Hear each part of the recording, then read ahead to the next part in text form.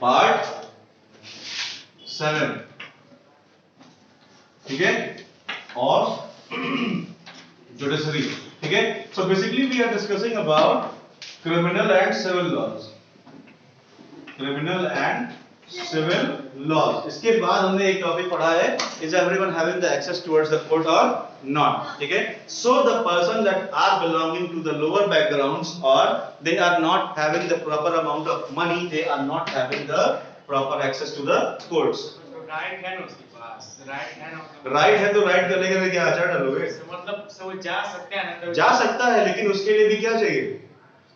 पैसा चाहिए, ठीक है। Each and everything requires money, each and everything requires money.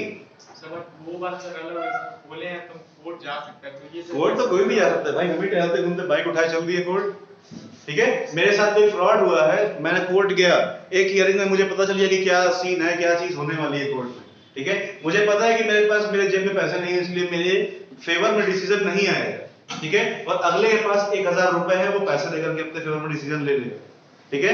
Then this is a main difference by which people are not attending towards the courts। कई लोग क्या होता है ना कि सोसाइटी की वजह से भी कोर्ट की तरफ नहीं जाते, ठीक है। वो लोग ये सोचते हैं कि इनके घर के लोग बार-बार कोर्ट कचहरी के चक्कर लगा रहे हैं और इनकी इमेज पे असर पड़ेगा, ठीक है। And due to that cheap mindset they are not going towards the court for getting proper justice, ठीक है। इस चीप माइंडसेट की वजह से ही वो लोग कोर्ट में नहीं जाते हैं और इसकी वजह से उनको प्रॉपर जस्टिस नहीं मिलता। समझ में आई बात, ठीक है। तो बेसिकली यही हमारे लीगल सिस्टम का और ये हमारे एक्सेस है कोर्ट्स का, ठीक है। तो बेसिकली हमने क्या चीजें पढ़ी आज? क्रिमिनल लॉ और सिविल लॉ, इसके बाद एक्सेशन, ठीक है। So in principle all citizens of India can access the court in this country. This implies that every citizen has a right to justice through the court, ठीक है। सबके पास right है, पता है, यही लाइन पढ़ के तुम बोल रहे हो कि सबके पास राइट तो है, ठीक है। लेकिन राइट होकर तो क्या करेगा जब तुम्हारे पास पैसे नहीं है? लॉयर की फीस, अगर तुमको कोर्ट में एंटर करना है तो तुम्हें क्या चाहिए? लॉयर चाहिए, ठीक है। और अगर तुम्हें खुद भी अपना केस डिफेंड करना है तो उसके लिए क्या चाहिए? Lawyer. At last you need a lawyer, ठीक है। And you will get a lawyer only when you will pay him, ठीक है। जब आप उसे पैसे दोगे तभी वो आपके लिए काम करेगा, ठीक है, अन्यथा नहीं करेगा, है कि नहीं है? So basically when you are entering the court you need a huge amount of money, ठीक है। And this huge amount of money decides that what will be the decision of the court and in whose favor the decision will be, ठीक है। Decision किसके favour में बनेगा, किसके हक में जाएगा, ठीक है, आपकी या फिर आपकी अपोजिट पार्टी के। समझ में आ रहा है साक्षी? कोई प्रॉब्लम है? Any problem anyone? गौरव, समझ में आया? हर चीज के लिए क्या इंपॉर्टेंट है? मनी, ठीक है। After courts Razia read it as you read earlier.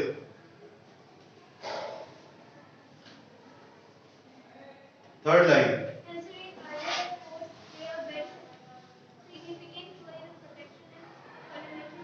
Speak loudly. पर तेज पढ़ो। Their rights are being violated, then they can approach at the court for the justice to be done. While the courts are available for all, in reality, access to the court has always been difficult for a vast majority of the poor in India. Stop. So this is the main reason, ठीक है। यही हमारा main reason है settlement. So basically यही हमारे access न होने का कारण है। क्यों? क्योंकि सबसे ज्यादा हमारे देश में क्या है? पुअर पीपल, ठीक है। And due to that poor majority, ठीक है, majority of poor people leads to not having their access towards the court, ठीक है। वो कोर्ट की तरफ अपना एक्सेस नहीं पा पाते हैं। क्यों नहीं पा पाते हैं? क्योंकि उनके पास पैसा नहीं है, ठीक है। Each and every citizen is getting the right to get the justice, isn't it?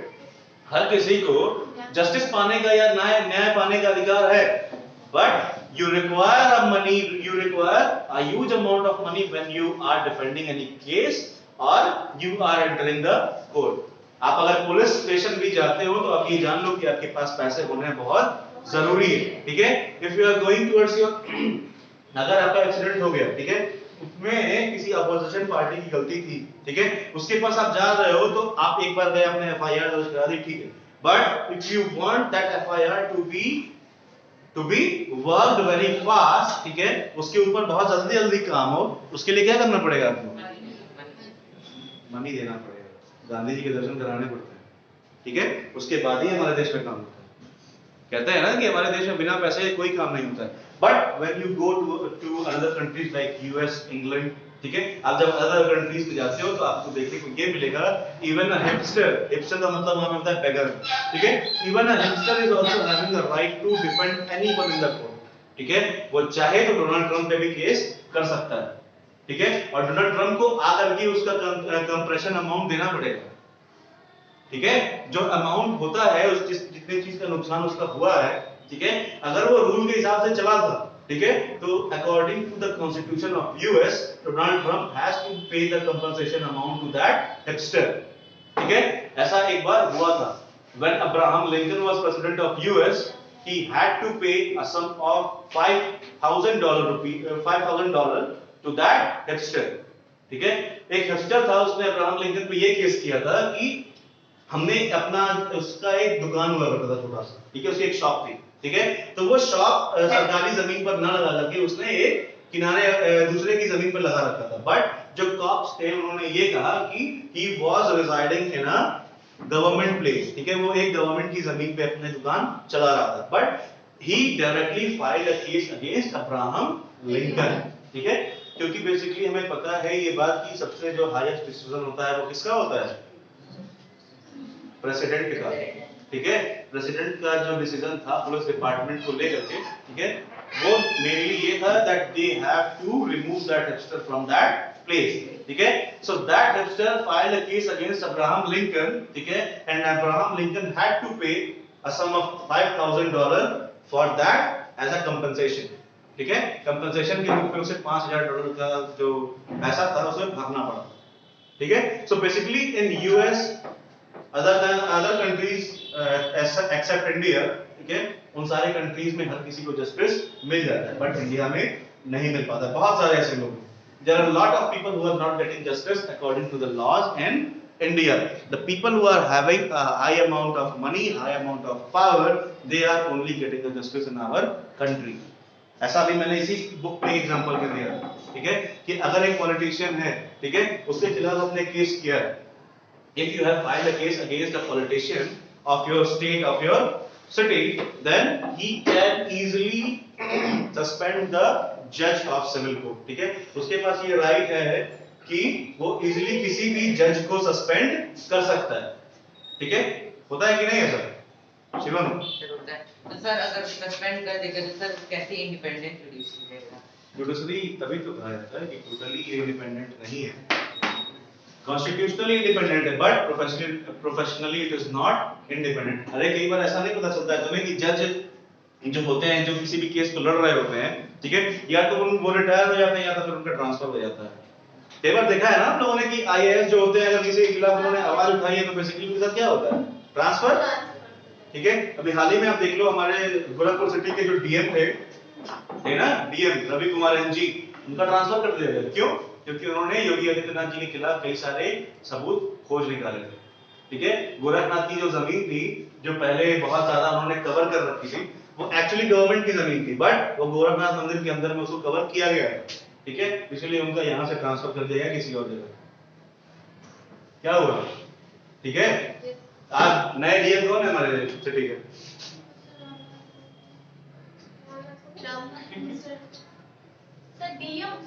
District magistrate कौन है भाई? हंस रहे थे ना, बताओ। के विजेंद्र पांडेय, ठीक है। हंसने से पहले सोच लिया करो कि तुमको उसका आंसर पता है कि नहीं, ठीक है अम्बेश? चलो। So, while the courts are available for all, in reality access to courts has always been difficult for vast majority of poor in India. Legal procedures involve a lot of money and paperwork as well as take up a lot of time. We all know that in India about 14 crore cases are pending till now. 14 crore ऐसे case हैं जो आज तक pending है, ठीक है। जब से इंडिया इंडिपेंडेंट हुआ है, कितने साल हो गए? 73 इयर्स, ठीक है, 73 इयर्स में क्या हुआ है, 14 करोड़ ऐसे केस हैं जो अभी तक पेंडिंग पड़े हैं, ठीक है, जो अक्यूज थे वो कभी कर जा चुके हैं, ठीक है, जो अक्यूज थे और जो विक्टिम था उन दोनों की मौत हो चुकी है, बट आज भी वो केस क्या हो रहे हैं, पेंडिंग है, चल रहे हैं ना। तो क्या वो किसके ऊपर अब किसके खिलाफ डिसीजन लिया जाएगा, किसके फेवर में जाएगा, ना उसका अक्यूज जिंदा है ना उसका विक्टिम जिंदा है, तो फायदा क्या फिर ऐसे केस का। इसका मतलब क्या हुआ, these cases are incomplete, ठीक है, और पेंडिंग, ठीक है, इसीलिए कहा जाता है कि इतने सारे केसेस हमारे देश में पेंडिंग पड़े हुए, ठीक है। It was a report in 1999 that till the time 8 crore cases were pending. अगर हम 20 साल पहले की बात करें 1999 की, तो उस टाइम पे 8 करोड़ ऐसे केस थे जो पेंडिंग थे, बट अगर हम 2020 की लेटेस्ट रिपोर्ट की बात करते हैं तो क्या था, 14 करोड़ ऐसे केस थे जो पेंडिंग पड़े हुए हैं, ठीक है, समझ में आ रही है बात आपको ना। Okay, in this for a poor person who cannot read or whose family depends on a daily wage, of idea of going to court to get justice often seems remote. Remote का मतलब क्या है, बहुत rare case में ही कोई ऐसा poor people होगा जो कोर्ट के चक्कर काटेगा, जिनकी गृहस्थी केवल डेली की कमाई से चल रही है, जिनकी फैमिली की टोटल इनकम डेली इनकम के हिसाब से चल रही है, वो क्या करेगा, वो क्या डेली जाकर के कोर्ट के चक्कर काटेगा। अगर एक आदमी डेली दिन के 300 रुपए कमाता है, ठीक है, तो 300 रुपीज में वो अपना खुद का खर्चा उठाएगा या फिर वो जाकर के वकील की फीस भरेगा, क्या खर्चा उठाएगा। 300 rupees means 9000 rupees in a month, ठीक है, 9000 रुपीज में वो क्या कर लेगा। अगर हम एक हियरिंग की बात करें तो मिनिमम किसी लॉयर की फीस अगर हम जाएंगे तो मिनिमम फीस उसकी कम से कम होती है 5000 से 7000 रुपए, अगर थर्ड कैटेगरी का लॉयर है तो, ठीक है, अगर उसने कभी कोर्ट का मुंह भी नहीं देखा है तो उसकी फीस कितनी है, 3000 to 4000 रुपीज, ठीक है, और उस बेचारे की इनकम एक दिन की कितनी है, 300 रुपए, तो अपने आधे महीने की तनख्वाह वो उसको दे आएगा क्या, इतना दिमाग से पैदल तो वो है नहीं, ठीक है। तो ये क्या है, ये बेसिकली हमारे सोसाइटी की बहुत खराब कंडीशन है कि हर किसी को कोर्ट में इक्वल एक्सेस नहीं है। आयुष समझ में आ रहा है, बस मंडे याद रखना, ठीक है। Saloni, read from and response, second para. In response to this, the Supreme Court in the year 1980 devised mechanisms of public interest litigation or PIL to increase access to justice.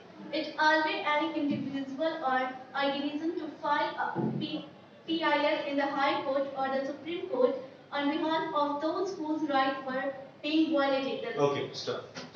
So basically क्या हुआ कि 1980s के बाद से क्या किया गया कि हमारे जुडिशरी ने एक ऐसा मैकेनिज्म बनाया जिसका नाम था PIL। PIL का फुल फॉर्म क्या है, रसिया? PIL का फुल फॉर्म क्या होता है? Public interest लिटिगेशन, ठीक है, पब्लिक इंटरेस्ट लिटिगेशन का एक ऐसा मैकेनिज्म तैयार किया गया ताकि हर किसी को जस्टिस मिल सके, चाहे वो किसी भी कैटेगरी का हो, ठीक है। और उस PIL पे जो हमारा डिसीजन मेकिंग है वो बहुत इंपॉर्टेंट था, चाहे कोई भी जज हो उस टाइम पे उसको PIL पे डिसीजन सुनाना बहुत इंपॉर्टेंट है, ठीक है। इफ ही और she is hearing any case, कोई भी जज अगर है हमारे कोर्ट में, ठीक है, तो PIL के ऊपर अगर डिसीजन नहीं सुनाएगा तो फिर उसकी नौकरी जा सकती है, ठीक है। So basically PIL was launched to increase the percentage of justice in India, ठीक है। It allowed any individual or organization to file a PIL, ठीक है। सो PIL फाइल करने का अधिकार हर किसी को हमारे देश में है, बट क्या आपको लगता है कि ऐसा PIL हर कोई फाइल कर देता होगा जाकर के? PIL फाइल करने का राइट कब मिलता है? जब लोअर कोर्ट में आपको जस्टिस नहीं मिल रहा है, then you are getting the right to file a PIL in the upper courts, ठीक है। अगर आपको नीचे जस्टिस मिल गया है, if you are proven unguilty, ठीक है, then you are not having the right to file a PIL against the opposition party, ठीक है। जिसके खिलाफ आपका केस था, जो गिल्टी था, उसके खिलाफ अगर आपको प्रॉपर डिसीजन मिल चुका है तो आप उसके खिलाफ दोबारा PIL लॉन्च करने जाओगे क्या? आपके पास या तो फालतू का पैसा बहुत ज्यादा है या तो फिर आपके पास टाइम बहुत ज्यादा है, ठीक है। So basically if you are not getting proper justice then only you are having the right to file a PIL in the higher courts और the higher organs of judiciary, ठीक है। जुडिशरी के higher organs क्या होते हैं? Supreme और high court, ठीक है। सो court on the behalf of those whose rights are being violated, the legal process was greatly simplified and even a letter or telegram addressed to the Supreme Court or High Court could be treated as a PIL, ठीक है। कई बार क्या होता है कि लोग क्या करते हैं, अपने केस की डिटेल्स एक लेटर के वाइज लिख करके, ठीक है, सुप्रीम कोर्ट के पास भेज देते हैं, ठीक है। तो उस सुप्रीम कोर्ट के पास भेजने वाले उस लेटर को भी क्या किया जाता है? PIL की तरह ट्रीट किया जाता है। समझ में आया? PIL is basically any form of document that has been sent by the victim to the Supreme Court or the High Court, ठीक है। अगर सुप्रीम और हाई कोर्ट में हम PIL दाखिल कर रहे हैं, ठीक है, अगर हमें किसी भी वकील के बारे में नहीं पता है, वकील की फीस भर के हमारे पास पैसे नहीं है, ठीक है, तो सिंपली हम क्या करेंगे, एक लेटर लिखेंगे सुप्रीम कोर्ट को या फिर CJI को, ठीक है, लिखेंगे और उसको भी PIL की तरह ट्रीट किया जाएगा, ठीक है। PIL की तरह ट्रीट किए जाने का मतलब क्या है?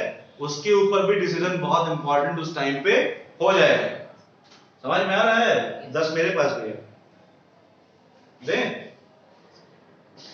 खाली एक ही है तुम्हारे पास, मेरे पास 10 और है, ठीक है। सो बेसिकली ये राइट होता है हर किसी का कि वो अपने केस को डायरेक्टली सुप्रीम कोर्ट से रिव्यू करा सकता है, ठीक है, बिना किसी लॉयर से मिले, बिना किसी लॉयर के इंटरफेरेंस के। बोलो। PIL फाइल करने के लिए भी पैसे लेते हैं? लॉयर लेते हैं, कोर्ट नहीं लेता, हमारा जुडिशरी नहीं कहता, क्योंकि PIL is a written form of document, ठीक है। And if you are giving anyone to write your PIL then you have to pay a some of money, ठीक है। अगर आप किसी से कहते हैं, अगर मैंने आपसे कहा कि आप मेरा PIL लिखिए, तो आप क्या मेरे से पैसे नहीं लोगे? लोगे ना। सिंपली एप्लीकेशन लिखने के लिए लोगों को पैसे देने पड़ते हैं, जो लोग लिटरेट नहीं होते हैं, जिनको पढ़ना लिखना नहीं आता, वो क्या करते हैं, गांव में एक बैठा रहता है, वो सबके लेटर्स लिखता है पोस्ट ऑफिस के बाहर बैठ, ठीक है। अब तो खैर नहीं होता है ऐसा, बट पहले के टाइम्स में ऐसा होता था कि एक बंदा वहां पे टेबल चेयर लगा करके लेटर्स लिखता था, ठीक है। तो वो लोग जा करके उसको पूरा मैटर सुनाते थे, उसके हिसाब से वो फिर लिखता था, ठीक है, और उसके हिसाब से उनको पैसे दिए जाते थे, ठीक है।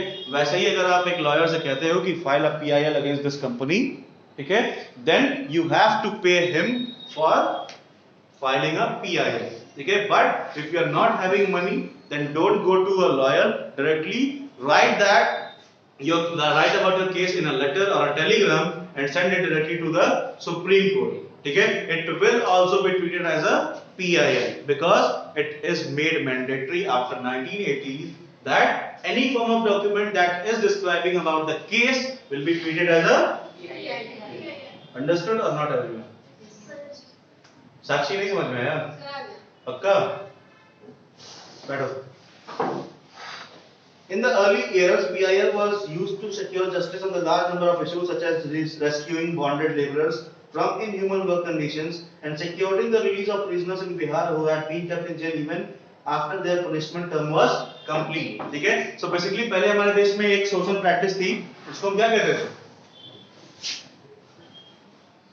बॉन्डेड लेबरर्स, ठीक है। तो बॉन्डेड लेबरर्स का मतलब हिंदी में क्या होता है? बंधुआ मजदूर, ठीक है, इसको बंधुआ मजदूर कहते थे। ये राजस्थान में बहुत ज्यादा प्रैक्टिस किया जाता था, ठीक है। राजस्थान में इसकी इंपॉर्टेंस बहुत ज्यादा हुआ करती थी, ठीक है। In Rajasthan and some parts of Madhya Pradesh it was very much practice, ठीक है। एंड ड्यू टू दिस, ठीक है, there was very inhuman conditions of some of the labourers that were working under the conditions, ठीक है। इन कंडीशन में जो भी labourers काम करते थे उनकी कंडीशन क्या थी? बहुत ही खराब थी, ठीक है। Because when we see about the monarchy system, अगर हम मोनार्की में जाते हैं तो क्या मिलता है कि जितने भी दास या दासी हुआ करते थे उस टाइम पे, ठीक है, उनको किंग अपनी प्राइवेट प्रॉपर्टी की तरह ट्रीट करते थे ना? रेतु करते थे कि नहीं करते थे? जिस राज्य पे वो आक्रमण करते थे उस राज्य के सारे दास दासी उनके एक तरह से प्रॉपर्टी का हिस्सा होते थे साक्षी, आयुष, होते थे ना? King was treating the das and dasis or all the servants as their private property. Similarly, when we talk about bonded laborers, these were also treated as a private property of the owner. ठीक है, इनके owners इनको अपनी private property की तरह use करते थे. ठीक है, इनमें लड़कियां भी थी और लड़के भी थे. ठीक है, I am not fearing to say in the front of camera that ladies and gents both were inclined in this bonded laborers. ठीक है, क्योंकि उस टाइम पे ये चीजें चलती थी. ठीक है, क्या करते थे लोग कि एक जगह से बॉन्डेड लेबर्स को खरीदा. ठीक है, फिर अपने राज्य में उनसे काम करवाने लगे. ठीक है, यस. अभी भी चलती है. हाँ सर, अभी यहाँ इंडिया में चलती है. हाँ, इंडिया का ही प्रैक्टिस है भाई, ये इंग्लैंड से नहीं आया है. अभी प्रेजेंट टाइम. हाँ हाँ, प्रेजेंट टाइम में चलती है. आप चले जाओ राजस्थान में. राजस्थान की जगह बता दूं मैं, जगह बताऊं? जैसलमेर. ठीक है, जूनागढ़ है, जूनागढ़ है. ठीक है, और सबसे इंपॉर्टेंट राजस्थान का सबसे इंपॉर्टेंट हिस्सा भानगढ़. भानगढ़. ठीक है, ये सारे जगह ऐसे हैं जहां पे आज भी ये सारी चीजें प्रैक्टिस की जाती है, लेकिन बहुत कम लेवल, क्योंकि हमारी जुडिशरी थोड़ी सी मजबूत हो चुकी है. बट राजस्थान में आज भी किसकी सरकार है? कांग्रेस की सरकार. कौन है? अशोक. चीफ मिनिस्टर है ना अशोक. अशोक गहलोत. ठीक है, so there I can't imagine that what is the condition of judiciary there. ठीक है, so that I can easily say that these things are practised even now. ये आज भी प्रैक्टिस की जाती है. बट बीच में अभी कुछ दिन पहले, मुश्किल से 4 या 5 महीने पहले एक ऐसा ही बंदा पकड़ाया था. ठीक है, उसको पकड़ के सीधे क्या किया गया? कोर्ट में पेश किया गया, फिर वो छूट गया 3 दिन के बाद. Corruption. The reason behind his bail was corruption. ठीक है, he got bail in 3 days. This is the level of judiciary there. You can even imagine what is the situation of justice, what is the situation of justice system there. Okay, so basically this is the reason why each and everyone never gets the justice. हर किसी को justice ना मिलने का कारण क्या है? Corruption. ठीक है, और ये bonded laborers के लिए भी हम क्या करते थे? कोर्ट का इस्तेमाल या पीआईएल का इस्तेमाल करते थे. ठीक है, जितने भी लोग इन बॉन्डेड लेबर से केस में पकड़े गए थे, मैक्सिमम लोगों के ऊपर क्या हुआ था कि इन लेबरर्स ने ही पीआईएल फाइल की थी. कैसे की थी? लेटर्स के फॉर्म में. आपने एक मूवी देखी होगी केजीएफ, देखी है? उसका पूरा नाम क्या है केजीएफ का? सबने देख तो ली, पता चल गया. ठीक है, हाँ ठीक है, कुछ को पता होगा. क्या है? Kolar gold farms. Kolar gold farms. ठीक है, तो कोलार का मतलब क्या? वहां पे सोने की खानें हैं. ठीक है, तो सोने की खान में बंधुआ मजदूरों से या बॉन्डेड लेबर से वो लोग काम करवाते थे. ठीक है, तो जो अपना एक्टर था हीरो, ठीक है, उसने क्या किया? उन सबके खिलाफ एक यूनिटी बनाई. ठीक है, यूनिटी के बाद उनके खिलाफ आवाज उठाना शुरू किया, और ऐसे ही बॉन्डेड लेबरर्स का खात्मा धीरे धीरे शुरू हो. ठीक है, this was started because they took a stand against the bonded labour practice. ठीक है, इसके खिलाफ उन्होंने आवाज उठानी शुरू की, और उसके बाद ही ये चीजें प्रैक्टिस कम होने लगी. आज भी साक्षी, ऐसा कि आपने पूछा कि ये आज भी चलती है या नहीं चलती. ठीक है, तो कोई भी चीज ऐसी इंडिया में नहीं है जो 100% खत्म ही हो जाए. नहीं, सती प्रथा तो खत्म हुई, क्योंकि वो 100-150 साल पहले और पहले की चीजें थी. ठीक है, लेकिन अगर आप राजस्थान नहीं, महाराष्ट्र के पुराने इलाकों में चले जाओ, तो जो विडोज के साथ ट्रीटमेंट होता है वो बहुत पहले से चला आ रहा है. ठीक है, उनके बाल छील दिए जाते हैं. ठीक है, और उनको नॉर्मल लोगों से अलग एक दुनिया में रखा जाता है. ठीक है, so this is the condition of people due to the lack of justice and legal system. ठीक है, लीगल सिस्टम की मौजूद प्रॉपर ना होने की वजह से ये सारी चीजें आज भी चल रही है. सती प्रथा तो बहुत पुरानी हो गई. सती प्रथा, फिर विडोज के बारे, विडोज का तो बहुत पहले चला आ रहा है. आप अगर झांसी की रानी के जमाने की बात करो, रानी लक्ष्मीबाई के जमाने की, उस टाइम से ये प्रैक्टिस चली आ रही है. And it is a part of UP also. When we talk about the eastern part of UP, ठीक है, that it is a part of India right now. Not only Maharashtra, in UP it is also practiced. ठीक है, इसके खिलाफ सबसे पहले आवाज किसने उठाई? कोई बता पाएगा? ये जो विडोज के साथ कंडीशन थी कि उनके बाल काट करके फिर उसको दूसरी जिंदगी दे दी जाती है, इसके खिलाफ सबसे पहले आवाज किसने उठाई थी? रानी लक्ष्मीबाई ने। उनके हस्बैंड की डेथ के बाद भी उन्होंने अपनी लाइफ को क्या किया, एक वॉरियर की तरह स्टैब्लिश किया, ठीक है। तो similarly to abolish this type of behaviour with the widows, she raised up her voice and due to that other females were also raising their voice against this practice, ठीक है, and that was विडोइंग, ठीक है। इसको हम क्या कहते थे? विडोइंग कहते हैं, ठीक है। मरने के बाद उनके हस्बैंड्स के की डेथ के बाद क्या होता था कि एक डिफरेंट टाइप ऑफ लाइफ उनको जीने के लिए दी जाती थी, ठीक है, ठीक है, समझ में आती बात? But then, then, 10, okay, we have 20 minutes. So release of prisoners from Bihar who were imprisoned even after the completion of their term, ठीक है। उनके टाइम के कंप्लीट होने के बाद भी क्या होता था? आयुष इधर देखो, ठीक है। तो बेसिकली होता क्या था कि बिहार में कुछ ऐसी भी जेलें थी जहां पे प्रिजनर्स के जो प्रिजन का समय था वो खत्म होने के बाद भी उनको जेल में रखा जाता था, ठीक है। तो उन कैदियों को आजाद करने के लिए भी पीआईएल का फॉर्मेशन होने लगा, ठीक है। उनके जो फैमिली मेंबर्स थे उन लोगों ने पीआईएल क्या करना शुरू किया? पीआईएल फाइल करना शुरू किया, ठीक है। पीआईएल फाइलिंग के बाद क्या होता था कि इनके खिलाफ फिर केस बना, और केस बनने के बाद क्या हुआ, इस पर डिसीजन आया कि उनको रिलीज किया जाए। सबको समझ में आया? Okay. Did you know that the midday meal that children now receive in the government and government aided schools is because of the PIL? Do you all know? कि ये पीआईएल का ही रीजन है, पीआईएल की वजह से ही ये mid day meals आज हमें हमारे सरकारी स्कूलों में मिलता है। पता है किसी को? कैसे मतलब? सबसे पहले किसने फाइल किया था बताओ? हाँ? इसमें लिखा है। तो लिखा है तो लिखने के लिए तो मैं लिख दूं कि मैंने फाइल किया था, तो क्या मैंने फाइल किया था?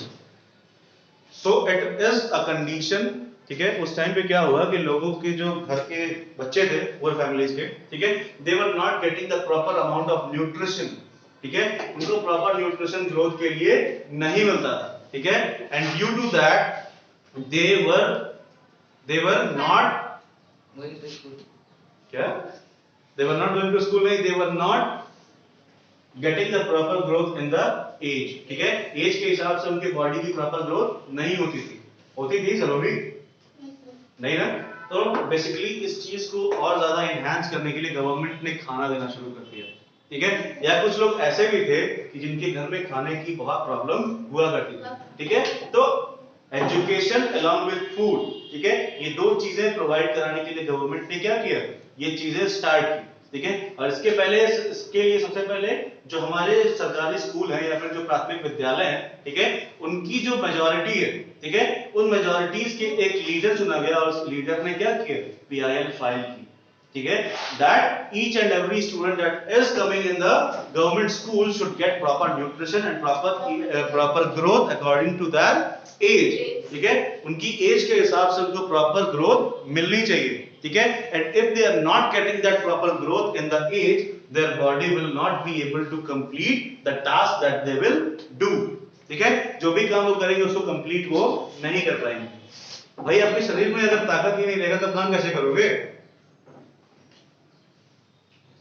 ठीक है।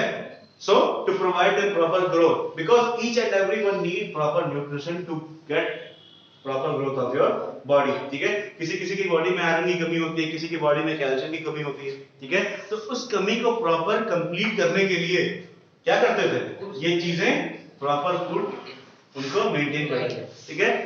हमने सुना है बचपन में बैलेंस डाइट, सुना है किसी ने इसका नाम, बैलेंस डाइट? अगर आप लोगों ने नहीं सुना तो फिर से जाके क्लास 5 में एडमिशन ले लो।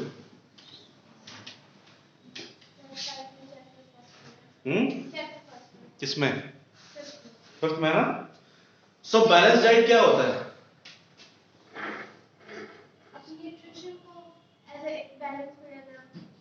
ठीक है, whatever is the mineral, whatever is the vitamin that we need in our daily meal, that should be in a balanced way, ठीक है। ऐसा नहीं कि हमें प्रोटीन बहुत ज्यादा पसंद है, प्रोटीन बहुत ज्यादा खा रहे हैं, विटामिन खा ही नहीं रहे, मिनरल खा ही नहीं रहे, ठीक है। सो विटामिन ए, बी, सी जो भी होता है, ठीक है, सबकी एक प्रॉपर अमाउंट हमारी बॉडी में क्या होना चाहिए, मेंटेन होना चाहिए, ठीक है। And when this level is maintained in our body, then it is said that our body is growing, ठीक है। हमारी बॉडी ग्रोथ कब एक्वायर करती है, जब इन सारी चीजों की प्रॉपर लेवल मेंटेन होता है। समझ में आ रही बात? For a common person, access to courts is access to justice, ठीक है। ये लाइन जरा टिक कर लीजिए आप लोग। For a common person, access to court is access to justice, ठीक है। The court exercises a crucial role in interpreting the fundamental rights of citizens. As you saw in the above case, the courts interpreted Article 21 of the Constitution. What is Article 21? बस एक ही, बस 3 लोग जानते हैं article 21 क्या है। आप भी जानते हो और कोई नहीं जानता आर्टिकल 21 क्या है? आर्यन शर्मा, आर्टिकल 21 क्या है? नहीं पता? पलक बताइए। Right to life. Right to life. Right to health, यही होता है ना? शिव बताओ इसको जरा ब्रॉड वे में डिस्कस करो, डिटेल बताओ इसका थोड़ा मैडम। आर्टिकल 21 में राइट टू हेल्थ और as well as sir right to food. Sir जब हम लोग को फूड मिलेगा तो हम लोग का हेल्थ भी रहेगा। सर कोई भी अगर गवर्नमेंट हॉस्पिटल या कोई भी हॉस्पिटल अगर किसी को एग्जैक्टली ये है आर्टिकल, ठीक है। अगर आप बीमार पड़ रहे हो, ठीक है, so on the basis of discrimination no any health care facility is having the right to अरे राइट टू हेल्थ नहीं, उनके पास ये राइट नहीं है कि वो आपको एडमिट न करे, ठीक है। आप किसी भी कास्ट, किसी भी कलर, किसी भी कम्युनिटी से बिलोंग करो, अगर आप बीमार हो, ठीक है, then they should treat you as a patient, ठीक है। आपको पेशेंट की नजर से देखना चाहिए, ना कि आपकी कास्ट या फिर आपके रिलीजन की नजर से, ठीक है। So if you are admitted in any of the treatment facilities on the basis of these caste system, religion system, then it is the violation of Article 21 of our Constitution. समझ में आ रहा है Aryan Sharma? Book में नहीं लिखा है, ये पहले पढ़ाया है है कि नहीं है? आर्टिकल 21 क्या है कि अगर आप बीमार पड़ते हो तो किसी भी हॉस्पिटल फैसिलिटी आपको एडमिट करने से इनकार नहीं कर सकती है, ठीक है। कई बार क्या होता था पहले के जमाने में कि अगर एक्सीडेंट होता था, ठीक है, तो एक्सीडेंट केसेस में कोई भी हॉस्पिटल जल्दी एडमिट नहीं करते थे। क्यों? क्योंकि it is a police case, ठीक है। जब तक पुलिस की इन्वॉल्वमेंट इसमें नहीं होगी तब तक डॉक्टर इलाज नहीं करेंगे। But after the renovation of this article 21, each and every hospital is having the right to admit that patient, ठीक है। अगर उसका एक्सीडेंट हुआ है सबसे पहले उसका इलाज कीजिए, बाद में उसका बैकग्राउंड कहा जाएगा, ठीक है। बाद में पुलिस डिपार्टमेंट का जो इंटरप्रिटेशन है, इंटरफेरेंस है, वो इंपॉर्टेंट है, पहले उसकी हेल्थ इंपॉर्टेंट है, ठीक है। So if any hospital is declining to admit you, ठीक है, on the basis of your religion और कास्ट, ठीक है, he is violating the article 21 of our constitution, ठीक है।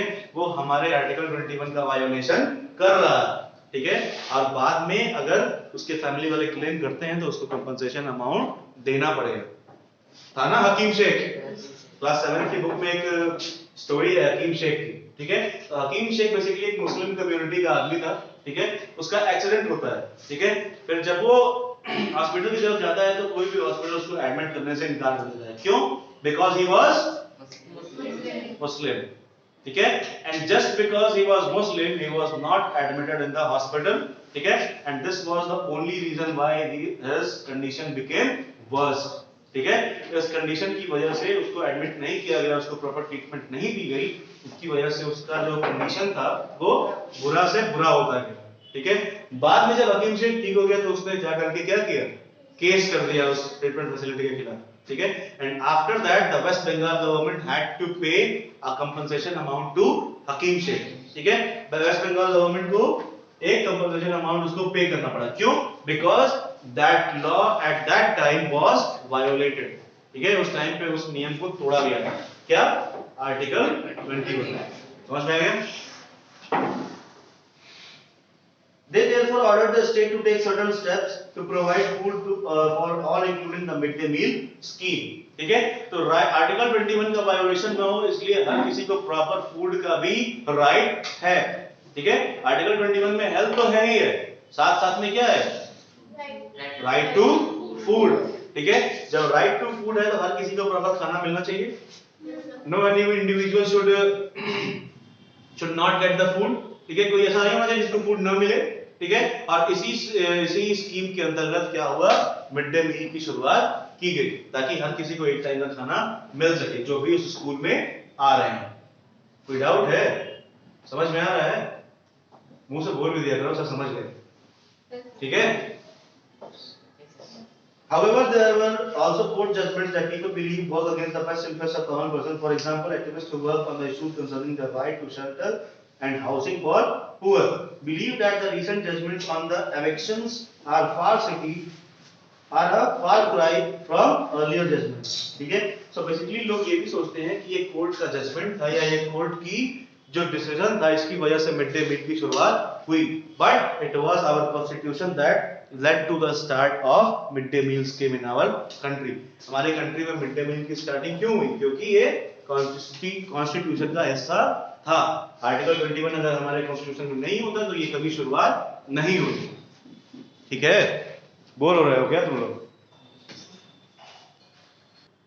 ठीक है, मिड डे मील की स्टार्टिंग क्यों हुई थी? Just because of this PIA। ठीक है, अंडरस्टूड? आपको कॉपी मिल गई है ना? कंप्लीट हो जाएगी ना? कल आपकी कॉपी मिली है आपको लास्ट टाइम में?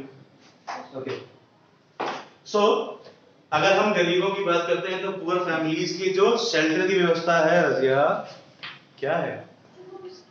बाद में लिख लेना, पहले पढ़ लो।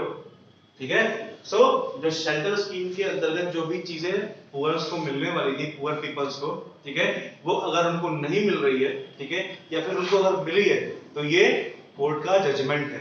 ठीक है, या हमारे कॉन्स्टिट्यूशन में कुछ ऐसे बदलाव किए गए हैं कि हर पुअर फैमिली को रहने के लिए शेल्टर मिलना चाहिए, because it is also a part of our constitutional law that each and everyone should get right to shelter. ठीक है, if he or she is not having money for shelter then government will provide them the shelter। ठीक है, उनको government shelter provide करेगी और फिर वो आगे उसके लिए प्रोसीड करेंगे। इसको समझ में नहीं आ रहा है? आ रहा है? Yes, sir. तो बोलो मुझे, सब समझ में आ रहा है? सबको समझ में आ रहा है ना? Yes, sir. ठीक है, for example activist who work on the issues. ठीक है, ऐसे एक्टिविस्ट हैं या फिर जो ऐसे समाज सेवी हैं, एक्टिविस्ट का मतलब समाज सेवा करने वाले। ठीक है, तो समाज सेवी जो लोग एक इश्यूज के लिए काम करते हैं, जो पुअर लोगों की एक डिटेल रिपोर्ट तैयार करते हैं। ठीक है, कि किन किन एरियाज में किन किन लोगों को किस किस चीज की कमी है। ठीक है, अगर वो लोग वेस्ट बंगाल साइड में जा रहे हैं तो उन्हें ये पता चला कि इस एरिया में लोगों को शेल्टर की कमी है। ठीक है, तो वो जगह में गवर्नमेंट को ये चीजें बताई गई कि the poor people living in this area are having the shelter problem। ठीक है, उनके पास शेल्टर की प्रॉब्लम है। ठीक है, और इसको जल्दी से जल्दी सॉल्व किया जाए, because in our constitution there is a law that says that each and everyone should have right to shelter. ठीक है, ये आर्टिकल नहीं पता, ये कॉन्स्टिट्यूशन में लॉ बनाया गया सेक्शंस के अंतर्गत 21, 22, 23, 21 से लेकर 27 तक ये ऐसे आर्टिकल्स हैं जो ह्यूमन डेवलपमेंट के लिए या ह्यूमन राइट्स के लिए काम करते हैं। ठीक है, 21 तो हमें पता चलेगा कि फूड और हेल्थ के लिए होता है। ठीक है, शायद 24 या 25 ऐसा है जो शेल्टर के लिए या फिर फूड के लिए, सॉरी फूड कह रहे हैं, प्रॉपर पार्टिसिपेशन के लिए काम करता है। ठीक है, पार्टिसिपेशन का मतलब क्या है? What is the meaning of participation? हर जगह पे हर लोगों की प्रॉपर प्रेजेंस होना। ठीक है, समझ में आया? क्या क्या समझ में आया? पंचायत में जब जाते हो विलेज पंचायत में तो क्या होता है? पंच सरपंच होते हैं। सरपंच क्या करते हैं?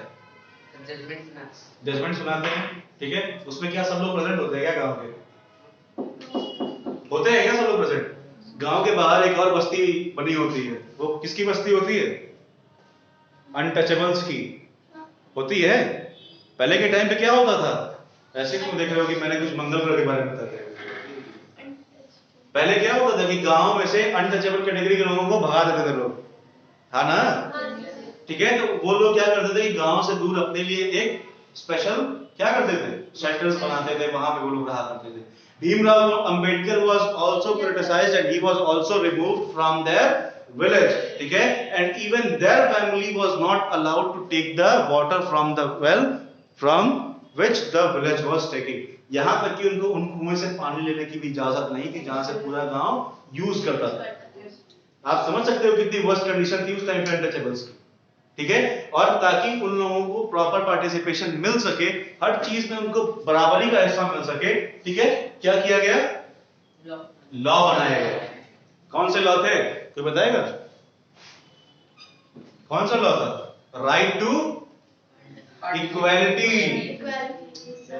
ये सब चीजें पार्लियामेंट वाले ने पढ़ाया था इसके पहले, अंडरस्टैंडिंग लॉज में ये सब चीजें थी, ठीक ना?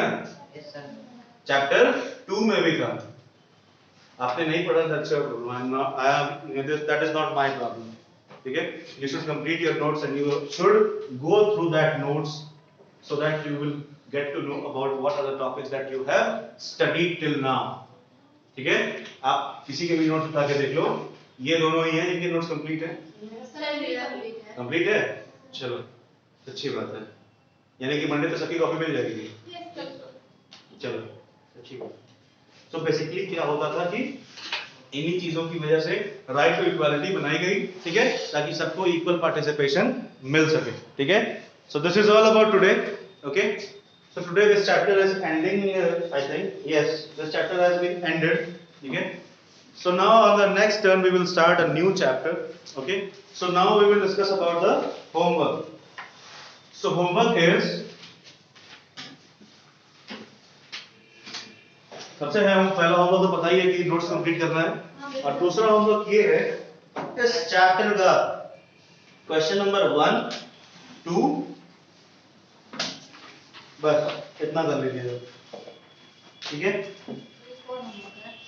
करप्शन वाला तो क्या रहेगा, तो करप्शन वाला कल दिखाना, और ये जो क्वेश्चन आंसर वाला है ये नोट्स के साथ मंडे को दिखाना.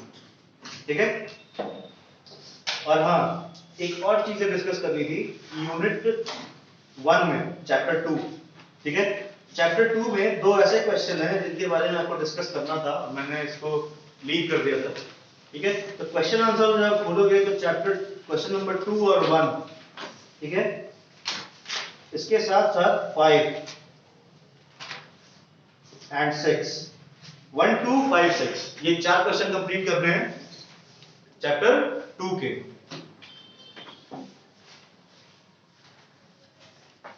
इसको आप चैप्टर का नाम डालना, फिर आगे कंप्लीट कर देना. ठीक है, chapter 2 question answer, question number ये yes, in notes copy. So in chapter 1, first question and third question.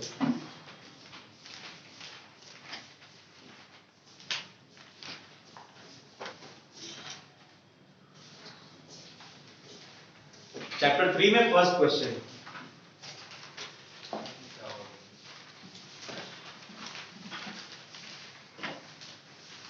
Chapter 3 में first question.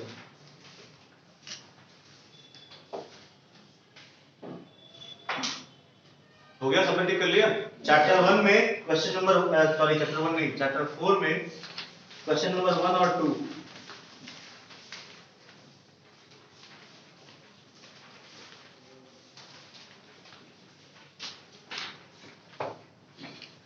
Sir chapter number 2 में से कौन कौन सा क्वेश्चन है? बताइए.